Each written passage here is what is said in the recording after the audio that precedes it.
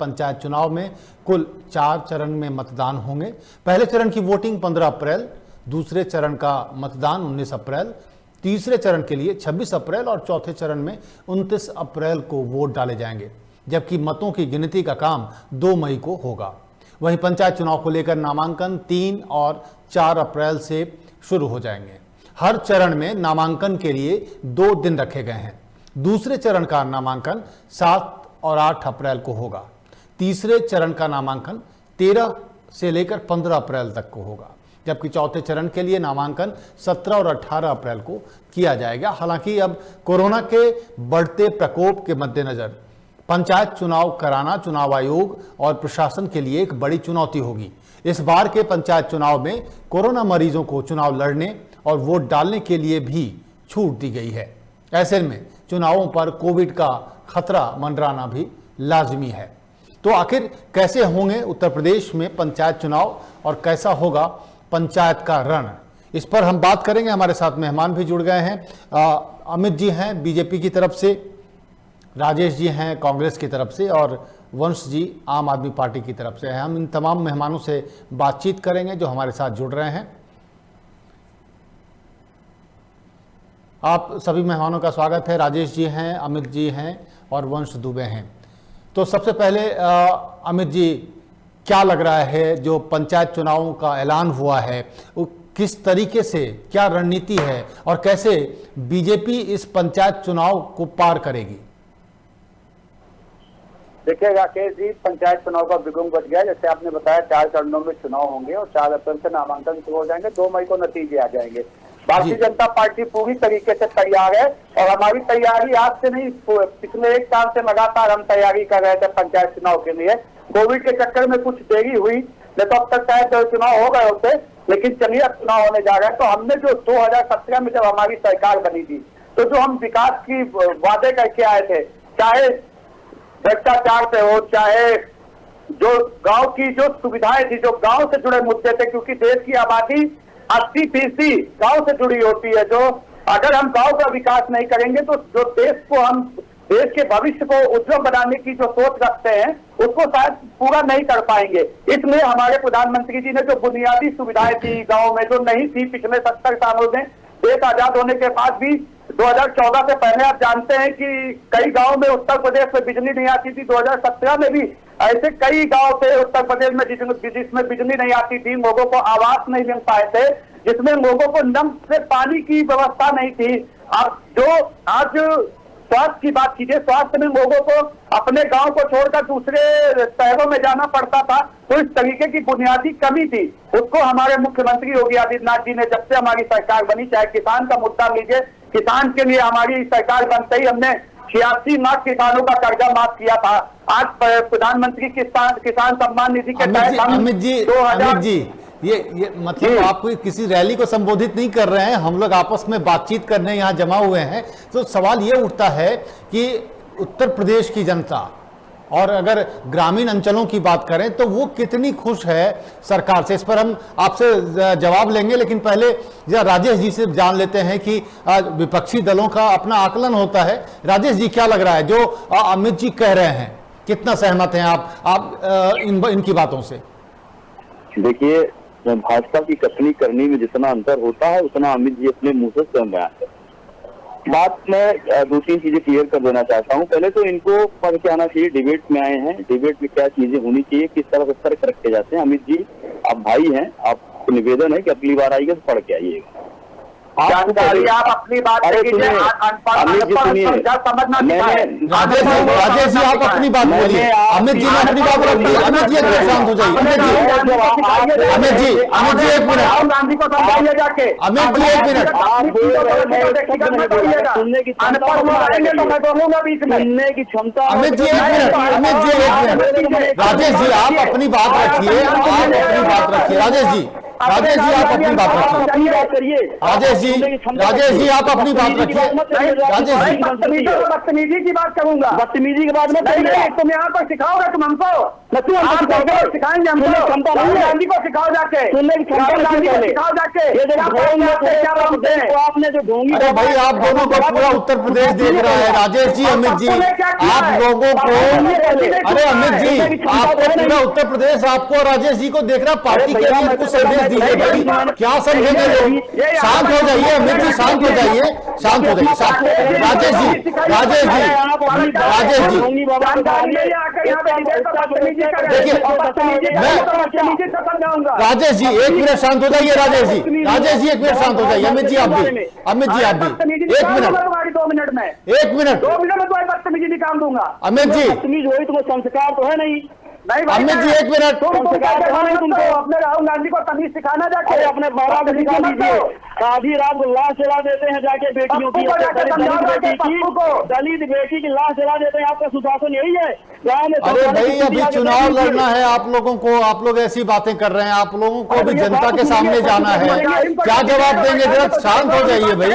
राजेश जी, अमित जी शांत हो जाइए, पार्टी से शांत हो जाइए, लोग देख रहे हैं, आप शांत हो जाइए। पार्टी की बात को, पार्टी लाइन को आप लोगों को देखना है। अमित जी शांत हो जाइए, अमित जी, अमित जी शांत हो जाइए, सुनिए मेरी बात। आप दोनों से मैं ये कह रहा हूं कि आप लोगों को अभी सब लोग देख रहे हैं, पार्टी लाइन पर हमें बात करनी है, निजी बातों से हमारा कोई लेना देना नहीं है। मेरा ये कहना है कि जिन मुद्दों पर अमित जी ने जिन मुद्दों को उठाया है, राजेश जी उस पर आपका क्या कहना है? मेरा ये सवाल था, कोई निजी टिप्पणी नहीं होनी चाहिए। राजेश जी बात करने जा रहा था, इनको बर्दाश्त ही नहीं सुनना। राजेश जी कोई बात नहीं, आप सुन तो लीजिए भाई। मेरा सवाल ये था कि अमित जी ने जिन मुद्दों को उठाया, स्वास्थ्य का मुद्दा उठाया कि बहुत अच्छा बेहतर हो रहा है ग्रामीण इलाकों में, बिजली की समस्या दूर हो गई है, पीने का पानी मिलने लगा, इन मुद्दों पर विपक्ष के नाते आपका क्या है, जो आपकी टिप्पणी मैं जानना चाह रहा हूं। वही मैं चाह रहा हूँ, वही बताना चाह रहा हूँ। आप मुझसे बात कीजिए, अमित जी को कुछ मत बोलिए आप। देखिए, उत्तर प्रदेश में जो गांव की स्थिति है, इसको आप एक आदम गोलवी साहब से बोला कि उनका बड़ा अच्छा शेर था कि तुम्हारी फाइलों में गांव का मौसम गुलाबी है, तुम्हारी सारी बातें झूठी, सब वादा किताबी है। आप आके गांव में देखिए, या कोई भी भाजपा का नेता चैलेंज करे, मैं उसके गांव में चल उसको हकीकत दिखाऊं। ये कह रहे पेयजल की व्यवस्था हुई, ये बताएं प्रधानों के कोटे में क्या हैंडपंप आता है कि नहीं आता? पहले इसकी जानकारी कर लें। कितने हैंडपंप लगे गाँव में, इसका अब उसका एक आकलन निकाल लें, एड्रेस निकाल लें। दूसरी बात, जो स्वास्थ्य सेवाओं की बात है, स्वास्थ्य सेवाएं केंद्र सरकार द्वारा संचालित होती हैं। स्वास्थ्य सेवाओं की जो बदहाली है, उसको आप आगे देख लीजिए। किसानों की बात करें, किसानों को सम्मान निधि दे दी पार्टी भाजपा सरकार ने, आदरणीय मोदी जी ने 120-25 दिन से लगातार किसान अपनी मांगों को लेके, एमएसपी को लेके बॉर्डर पे बैठा है। हाँ, इतना जरूर किया भाजपा सरकार ने, किसानों के सम्मान में कीले ठुकवा दी। एमएसपी नहीं देंगे लेकिन कीले ठुकवा देंगे। ये लोग द्वैर्थी लोग हैं, द्विसंवादी लोग हैं, दोहरे चरित्र के लोग हैं। जैसे आदरणीय प्रधानमंत्री जी हैं, आदरणीय योगी जी अभी ये क्लियर नहीं कर पा रहे हैं कि मठ चला रहे हैं कि प्रदेश चला रहे हैं। जो जन कल्याणकारी योजनाएं हैं, कोविड का इतना बड़ा भ्रष्टाचार आप देख लीजिएगा भैया, कोविड का इतना बड़ा भ्रष्टाचार, जो सरकार बदलेगी, इनके मंत्री और मुख्यमंत्री जेल में होंगे। प्रदेश में जो स्थिति है, तो चुनाव को टालना चाह रहे थे, ये तो भला हो, ये तो भला हो माननीय सुप्रीम कोर्ट का, ये अमित जी एक सवाल का जवाब दीजिए। राजेश जी एक मिनट शांत हो जाइए। राजेश जी एक मिनट शांत होइएगा। राजेश जी, राजेश जी एक मिनट, राजेश जी एक मिनट, बात सुनने की क्षमता रखिए। अमित जी एक सवाल का जवाब दीजिए। अमित जी, महंगाई के मुद्दे पर जनता को क्या जवाब दीजिएगा? अमित जी, अमित जी, महंगाई के मुद्दे पर जनता के पास जब आप जाएंगे वोट मांगने, चाहे वो पंचायत चुनाव हो या 2022 का विधानसभा चुनाव, पेट्रोल डीजल की बढ़ती कीमतों पर आपका क्या जवाब होगा? जब जनता आपसे पूछेगी कि महंगाई इतनी क्यों है, तो क्या जवाब देंगे? राकेश जी, मुझे सिर्फ 2 मिनट दे दीजिएगा। मैं आज आपसे पूछना था, बिल्कुल कई जगह पर आज आप भी जानते हैं कि जो पेट्रोलियम के दाम बढ़ गए हैं, अंतर्राष्ट्रीय स्तर पर एकदम बढ़ गए हैं, तो अंतर्राष्ट्रीय स्तर पर वो चीजें बढ़ गई हैं, तो दाम बढ़े हैं। नहीं, मैं वही जानना चाह रहा हूँ कि महंगाई के मुद्दे को, महंगाई की जो बात आएगी तो आप उसको कैसे काउंटर कीजिएगा? जवाब क्या देना है जनता को, ये तो पहले से तैयार होगा ना, वो तो बताइए। देखिएगा जी, इसको बुलवा लीजिए पहले, पहले पढ़ लीजिए। नहीं पाएगी। अरे क्या बात है, कुछ जानकारी नहीं आपको, आप मत करिए डिबेट। अरे तुमको क्या जानकारी, जानकारी को मैं यहाँ पर कितने बारे में बताइए तो आप कितने में क्या रेट है तुम्हारे में, कितने में था बदतमीजी बैठा है। अमित जी, जो सवाल हैं वो सबके लिए हैं, जनता की तरफ से सवाल आते हैं, और अगर विपक्ष का काम है सरकार की जो भी कमियां होती हैं उनको बताया जाता है, विपक्ष का ये काम है। पत्रकार के तौर पर हमारा काम है सवाल पूछना। अगर आप इस तरीके से टेम्पर लूज कर देंगे तो जनता के सवालों का जवाब कैसे देंगे? वहां पर भी तो सवाल ऐसे ही हो सकता है कि तीखे पूछे जाएंगे जब आप मैदान में जाएंगे चुनाव प्रचार के लिए, चाहे वो पंचायत का चुनाव हो या विधानसभा का चुनाव हो, सवाल पूछे जाएंगे। जैसे महंगाई का एक बहुत बड़ा मुद्दा है कि महंगाई क्यों बढ़ती जा रही है, चाहे वो पेट्रोल डीजल की कीमतें हो या खाने पीने के सामानों की हो, तो इस पर जवाब आप जनता को भी देंगे और मीडिया के माध्यम से भी आप जनता को बता सकते हैं कि क्या मामला है। तो अमित जी, इस महंगाई के मुद्दे को आप कैसे टैकल करेंगे जनता के बीच? देखिए राकेश जी, डिबेट आपकी आधे घंटे की होती है। अगर आपने मुझे यहाँ पर बुलाया है तो मुझे अपनी बात रखने का मौका बिल्कुल है, बिल्कुल। मैंने बीच में नहीं बोला था, मैंने किसी के ऊपर कोई नहीं बोलेगा बीच में, एक एक करके जवाब लिया जाएगा। आप तो मैं व्यक्तिगत टिप्पणी सुनने की मैं बार बार बोल रहा हूं कि आप भी शांत रहिए, राजेश जी से भी बोला, ऐसे बातचीत नहीं हो पाएगी। लेकिन जो सवाल अभी मैंने किया उसका तो जवाब दीजिए। सुनिए राकेश जी, देखिए जब 2014 हो चाहे 2017 हो 2019 हो, हम लोग लगातार चुनाव में जा रहे हैं और बिल्कुल महंगाई, कई जगह पेट्रोल के दाम बढ़े हैं, बिल्कुल हम इसको जिम्मेदारी और ईमानदारी से मानते हैं। लेकिन आज पेट्रोल के दाम में कई जगह पर जहां आज अंतर्राष्ट्रीय रेट में तेल की कीमत बिल्कुल जो है वो है, लेकिन कुछ राज्यों को भी टैक्स जो होती है, जो राज्य टैक्स अपनी टैक्स की ड्यूटी लगाते हैं उस पर, उसको भी कम करना चाहिए। हमारी सरकार ने लगातार इस चीज को कहा भी। आज कांग्रेस के नेता सवाल जरूर उठा रहे हैं, तो इनसे पूछिए ना कि राजस्थान में भी तो पेट्रोल 100 के ऊपर है, वहां पर ये क्यों नहीं एक्साइज ड्यूटी कम करने का काम करते हैं। हमारा काम देखिए, आज उत्तर प्रदेश में अभी जब उपचुनाव हुए उत्तर प्रदेश में, तब ये कहा गया था कि सेमीफाइनल है उत्तर प्रदेश का, और जब नतीजे आए तो सब सेमीफाइनल। आज कोई उपचुनाव को, ये पंचायत चुनाव को उपचुनाव, वो माफ कीजिएगा, कोई सेमीफाइनल मानने को तैयार नहीं है, क्योंकि आज जमीन पर इन लोगों की तैयारी नहीं है। हमारी सरकार, हमारे लोग आज भी जमीन पर उतर के लोगों को, जो लोगों के लिए किए गए कार्य, उनको जनता को बताया जा रहा है। और सबसे बड़ी चीज है, बुनियादी चीज है कि कोरोना जैसी महामारी के बाद भी हमने गरीबों को कहीं भी टूटने नहीं दिया। गरीबों के लिए चाहे श्रमिक मजदूर हो, उनको स्किल मैपिंग करा के रोजगार से जोड़ने का काम किया है। स्टार्टअप इंडिया के तहत 5 लाख लोगों को रोजगार देने का काम किया है। आज बिल्कुल हम मानते हैं कि कई चीजें हुई हैं, कई चीजें होने बाकी है, इस पर ईमानदारी से मानते हैं। लेकिन मैं इतना जरूर कहना चाहता हूं, जो 70 वर्षों में नहीं हो पाया उसको 4 वर्षों में कर योगी जी ने दिखाने का काम किया है। आज 24 घंटे बिजली शहर में हो, तहसील में 22 घंटे आ रही हो, गांव में 18 घंटे आ रही है। आज शौचालय सबको दिए गए, आज उज्ज्वला योजना के तहत गैस सिलेंडर बांटे गए। आज आप कहिए कि आवास लोगों को जो 40 लाख परिवार लोगों को प्रधानमंत्री आवास दिए गए, उसके साथ साथ मुख्यमंत्री आवास 70,000 से ज्यादा लोगों को देने का काम हमारी सरकार ने किया। आज गांव के लोग जो जिस तरीके से बाहर पलायन करके रोजगार करने के लिए जाते थे, उनको भी लोन उपलब्ध करा के गांव के अंदर ही रोजगार करें, इसकी भी उत्तम व्यवस्था हमारी सरकार कर रही है। देखिए, विपक्ष है, सवाल उठाएगा, हम उसको तैयार हैं, लेकिन एक बड़े उस पर आएंगे। हम जनता के बीच जा रहे हैं, हम अपने किए गए कार्यों को जनता डिसाइड करेगी। ये लोग कहीं फाइट में नहीं है, ये लोगों के पास सिर्फ टीवी पे बैठकर मुख्यमंत्री के ऊपर अपशब्द बोलने के अलावा, प्रधानमंत्री के अपशब्द बोलने के अलावा इनके पास कोई मुद्दे नहीं है। आज इनका सिर्फ और सिर्फ कैसे भी देश में आग लगे इनकी राजनीति हो। जहां तक ये किसान की बात कर रहे हैं, आज किसान की एमएसपी का खरीद हमारी सरकार ने की है। 378 लाख मिलियन जो हमारी सरकार ने धान खरीदने का काम किया, 66,000 करोड़ से ज्यादा की खरीद हमारी सरकार ने की है। ये रिकॉर्ड है। अमित जी, अब आपने जितने मुद्दे गिनाए, आपने बिजली की बात की है, किसान के मुद्दे पर बात की है कि एमएसपी पर खरीद हुई है, और तमाम मुद्दे आपने बताए, तो विपक्ष के नाते राजेश जी का जवाब बनता है। राजेश जी से उसका जवाब लेते। राजेश जी, अमित जी की बातों पर आप क्या टिप्पणी करना चाहेंगे? देखिए, बातें हैं, बातों का क्या। पूरे जैसे बता रहे हैं, किसानों के हमने बड़ी काम किया, जो कोरोना टाइम में मजदूर आ रहे थे, पूरे देश ने देखा कि किस तरह भूखे प्यासे मजदूर रोड पे आ रहे थे। रोड पे कितने लोग एक्सीडेंट होके मर गए, वही प्रवासी मजदूर बेचारे। ये प्रवासी मजदूरों के यहाँ जब जाएंगे वोट लेने, तब वो जवाब देंगे। दूसरी बात, किसानों की किस मुंह से बात कर रहे हैं? किसान 120 दिन से लगातार आंदोलन पे बैठा है।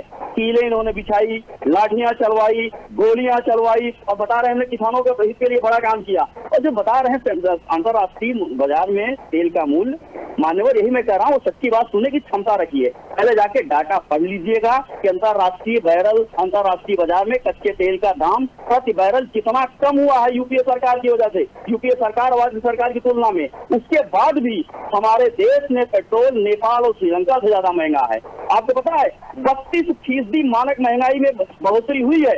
आप आंकड़ों की बात करिए, आप जज्बात की बात मत करिए। और बता रहे हमने पूरे उत्तर प्रदेश को बदल के रख दिया है।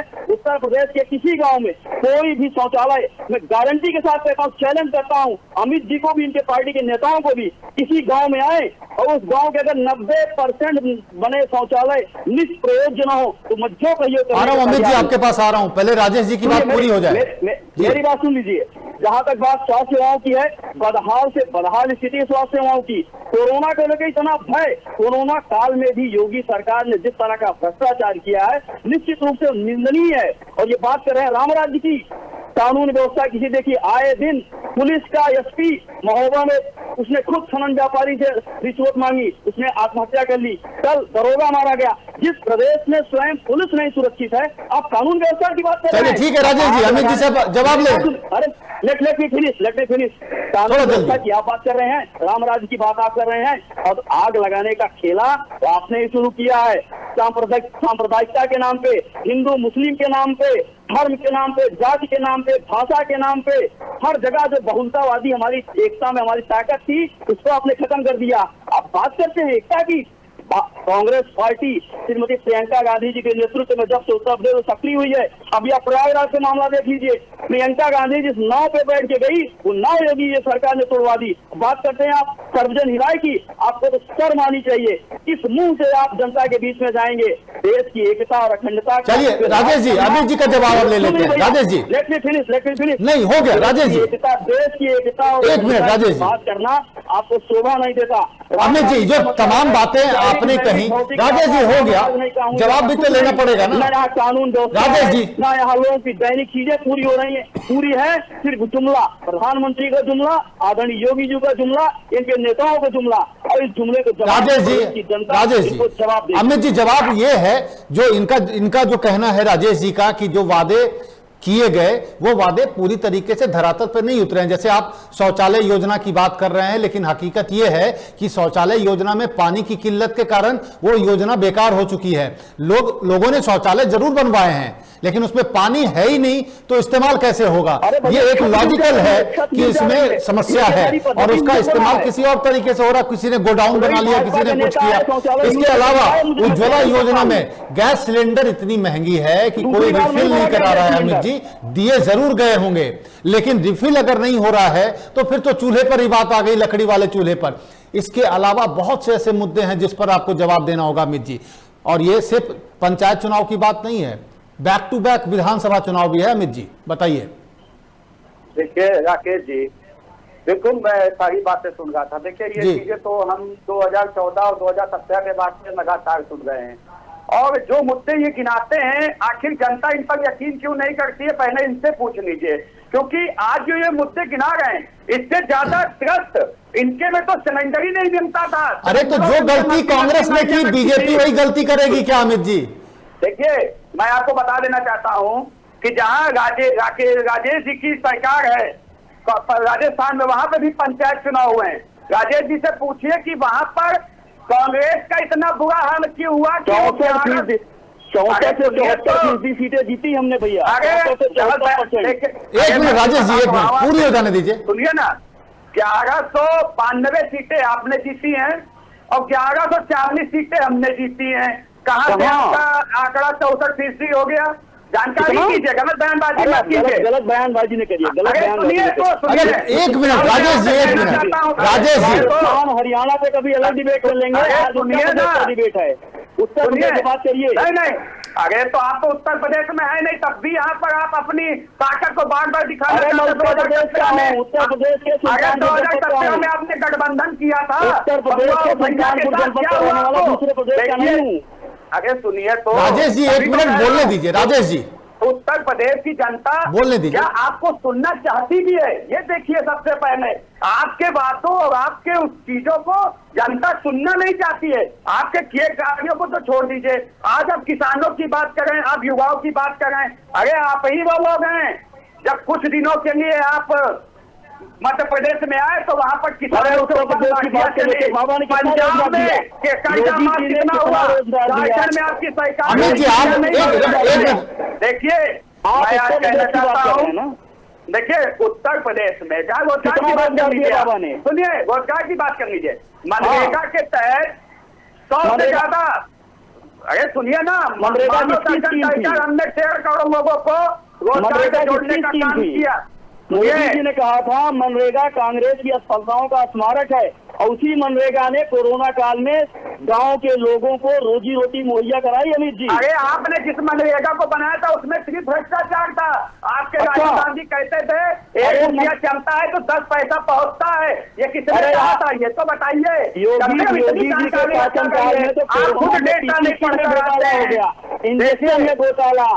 देखिए घोटाला तो आपके मुंह में है और आपके गांधी परिवार में है, जिनको अपने जब चुनाव आता है जिनको अपने जात का नहीं पता, जिनको अपने धर्म का नहीं पता, जब वो अपने धर्म और जात से घोटाला किए हैं तो देश में तो घोटाला होगा ही। बस देश बेचा जा रहा है, देश को लोग बेच रहे बर्बाद हैं। करने वाले आप हैं, देश को बेचने वाले लोग आप हैं। घोटाले करने वाले देश को आप हैं। बेचने वाले लोग अगर देखिए, ऐसी बात करेंगे, मैं आज आपसे कहना चाहता हूँ देश को बेचने वाले लोग आप हैं। राकेश रेलवे जी, बेच दिया, बीएसएनएल बेच दिया, एयरपोर्ट बेच दिया। राजेश जी, राजेश जी ऐसे बात करेंगे तो किसी की बात नहीं सुनी जाएगी भाई। आप 1 मिनट शांत रहिए, अमित जी की बात खत्म हो जाएगी, फिर आप बोल लीजिएगा।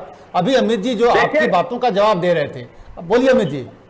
राकेश जी, आपने ये तो फाइट में कही नहीं है, ये जान लीजिए। मैं आज आपसे कह रहा हूँ, अगर ये 100 सीटें जीत लें तो ये मैं क्यों कहूंगा मैं हार जाऊंगा?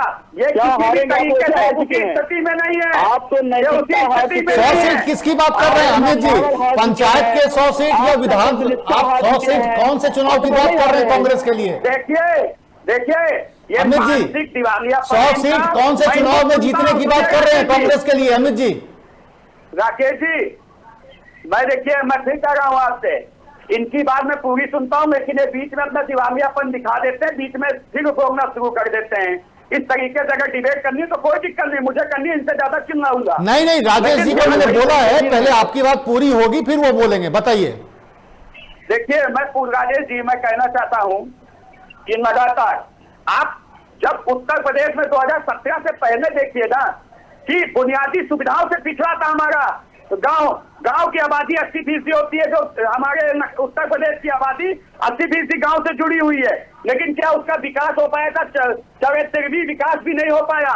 लोगों ने सिर्फ और सिर्फ, चाहे आज आपने देखा हो कि किस तरीके से ग्राम प्रधानों ने जो खटाखट लूट मचाई, आज हम ही ने उनको वीडियो के तहत हमने कार्रवाई करने का काम किया, एडीओ पे कार्रवाई की, ग्राम प्रधानों के ऊपर हमने जांच बैठाने का काम किया और जो भी दोषी होगा उस पर कार्रवाई करने का काम कर रहे हैं। नहीं, आप कहना चाह रहे हैं ग्राम प्रधान राजेश जी फिर वही बात। एक मिनट रुक जाइए, आपसे पूछ रहा हूं, 1 मिनट रुक जाइए, अमित जी की बात पूरी हो जाने दीजिए, फिर आपसे मैं पूछूंगा। 1 मिनट रुक जाइए। अमित जी एक बात बताइए कि क्या आप जिन मुद्दों की बात कर रहे हैं, चाहे वो शौचालय व्यवस्था की बात हो, घर की बात हो, या फिर आप बिजली की बात कर रहे हैं, पीने का शुद्ध पानी आप बता रहे हैं, क्या आपको लगता है कि ये सारी चीजें अंतिम आदमी तक पहुंच चुकी है उत्तर प्रदेश में, और आप बिल्कुल संतुष्ट हैं कि सब खुश है और हमें इस चुनाव में कोई हरा नहीं सकता? अमित जी देखिए, भारतीय जनता पार्टी को पूरा विश्वास है, क्योंकि जो प्रदेश की 24 करोड़ जनता है उसने हाथों हाथ लिया मुख्यमंत्री योगी आदित्यनाथ जी को। आज योगी आदित्यनाथ जी ने जो अपने कार्यों से लोगों के दिल में जगह बनाई है, केवल गुंडाराज जिस तरीके से। चलिए ठीक है, समझ गया अमित जी बात पूरी मैं समझ गया। आखिरी कमेंट राजेश जी से ले लेता हूं। इसका मतलब है कि आप और आपकी सरकार, अमित जी आप और आपकी सरकार चुनाव मैदान में जाने के लिए पूरी तरीके से तैयार है। राजेश जी क्या है, मतलब आपको लग रहा है कि ये पंचायत का चुनाव है, इसमें कांग्रेस अपने पांव जमा पाएगी?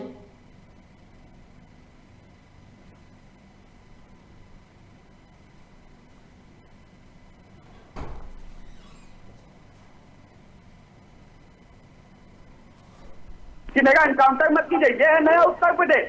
ये लोग तो सिर्फ आरोप लगाने वाले लोग अमित जी हैं। सुनिए, इन्होंने अमित जी तो एक मिनट सुनिए, उत्तर प्रदेश अमित जी की सुन लीजिए, खिलवाड़ अमित जी करने सुन का काम लीजिए, किया है। अमित जी सुन लीजिए। कुल मिलाकर जो आपने जिन मुद्दों को उठाया और आपका जो कहना है, इसका साफ तौर पे मतलब ये निकलता है कि बीजेपी सरकार, उत्तर प्रदेश की सरकार पंचायत चुनाव में जाने की पूरी तैयारी कर चुकी है और अपने हिसाब से वो पूरी तरीके से इस बात को लेकर संतुष्ट है कि उसने ग्रामीण इलाकों के लिए अच्छा काम किया है, चाहे वो बिजली की व्यवस्था की बात हो, शुद्ध पानी की बात हो या फिर गांव के विकास की बात हो।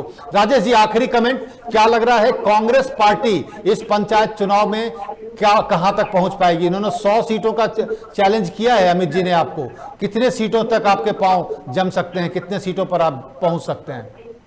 देखिए, उत्तर प्रदेश की जनता इनके झूठे वादों से, इनके कपोल कल्पित बातों से ऊब गई है। इस पंचायत चुनाव में श्रीमती प्रियंका गांधी जी के नेतृत्व में से पहले हमने हर जगह लड़ाई लड़ी है। अरे आप जीतेंगे नहीं, यही तो सवाल है राजेश जी। राजेश जी 100 सीटों का चैलेंज है। मैं चुनाव के बाद फिर से बात करूंगा आपको और अमित जी के साथ। देखो मैं आपको स्वागत है राजेश जी 100 सीटों का चैलेंज है अमित जी का। इनका हर चैलेंज स्वीकार है, जनता की चलिए ठीक है अमित जी, आपका चैलेंज स्वीकार है। 100 सीटों की तो बात हो गई, हम लोग जरूर बात करेंगे। फिलहाल बहुत बहुत शुक्रिया आप तमाम मेहमानों का वक्त निकालने के लिए और हमारे साथ जुड़ने के लिए। तो इस बुलेटिन में फिलहाल इतना ही वक्त है ब्रेक का। ब्रेक के बाद भी खबरों का सिलसिला जारी रहेगा, बने रहिए हमारे साथ।